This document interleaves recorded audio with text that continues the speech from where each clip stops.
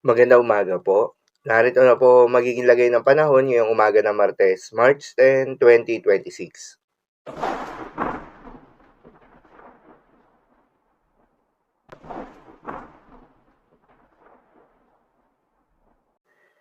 Sa kasalukuyan na tayong sa pag-asa, Northeast Monsoon o hanging amihan ang patuloy pa rin nakakaapekto sa buong bahagi ng Luzon dahil dito ay asahan yung bahagya hanggang sa maulap na kalangitan na may kalat-kalat na mamahihina hanggang sa katamtaman ng mga pagulan. Habang yung binabantayan na low pressure area sa labas ng Philippine Area of Responsibility ay patuloy pa rin nakakaapekto yung trough or extension nito sa malaking bahagi ng Visayas at Mindanao, particular na sa silangang bahagi. Dahil dito ay asahan naman yung maulap na kalangitan na may kalat-kalat ng mga pagulan at thunderstorms.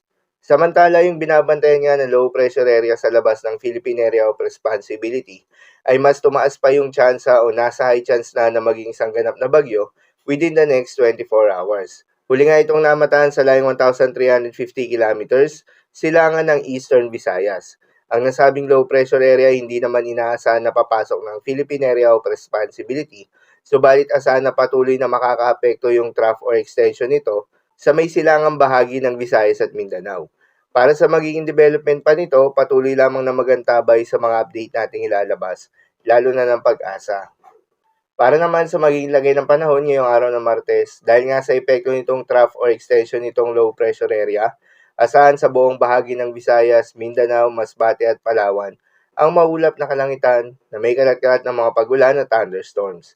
Posible ang mga pagbaha o pagguho ng lupa due to moderate to at times heavy rains. Habang sa may Cagayan Valley, Cordillera Administrative Region, Aurora, Quezon at nalalabing bahagi ng Bicol Region ay asahan naman yung maulap na kalangitan na may kasamang mahihinang pagulan na dulot ng Northeast Monsoon. At sa Metro Manila at nalalabing bahagi pa ng ating bansa, ay asahan naman yung bahagyang maulap hanggang sa maulap na kalangitan na may kalat-kalat na mga mahihinang pagulan na dulot pa rin ng Northeast Monsoon. Para naman sa magiging lagay ng mga dagat baybayin, ayon sa pag-asa ay wala tayong nakataas na gale warning sa anumang seaboards ng ating bansa.